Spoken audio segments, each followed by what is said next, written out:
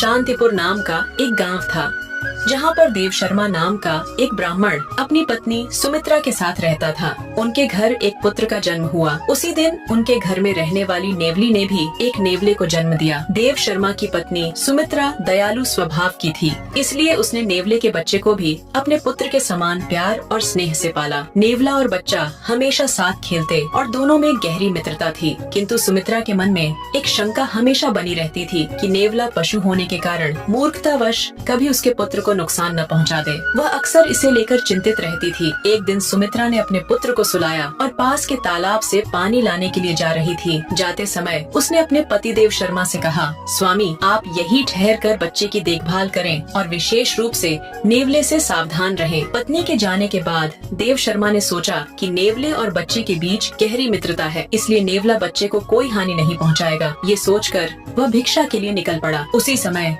एक काला नाग पास के बिल से बाहर निकला। नेवले ने अपनी सारी ताकत और हिम्मत लगाकर सांप पर हमला कर दिया। दोनों के बीच जोरदार लड़ाई हुई। आखिर में नेवले ने सांप को मार डाला, लेकिन इस लड़ाई में उसका मुंह और पंजे खून से भर गए। कुछ समय बाद सुमित्रा जब पानी लेकर वापस लौट रही थी, तब उसने दूर से देखा कि नेवला दौड़ता हुआ उसकी ओर आ रहा है और उसके मुंह पर खून लगा हुआ है। सुमित्रा का मन उन्हीं पुरानी आशंकाओं से भर गया कि कहीं इसने उसके पुत्र की हत्या न कर दी हो। यह विचार आते ही उसने क्रोध से हाथ में लिए घड़े को नेवले पर फेंक दिया। छोटा सा नेवला जल से भारी घड़े की चोट खाकर वहीं मर गया। जल्दी जल्दी अपने पुत्र के पास पहुंचकर उसने देखा कि बच्चा बड़ी शांति से सो रहा है। पास ही एक मरा हुआ नाग पड़ा था। यह देख सुमित्रा को सारी सच्चाई समझ में आ गई। वह पछतावे से फूट फूट कर रोने लगी और अपने मूर्खतापूर्ण कार्य के लिए नेवले के शव के पास बैठकर विलाप करने लगी। उसने कहा, मैंने अपने ही रक्षक को मार डाला। मेरी जल्दबाजी और शंका ने एक निर्दोष की जान ले ली। मॉरल, बिना सोचे समझे किए गए निर्णय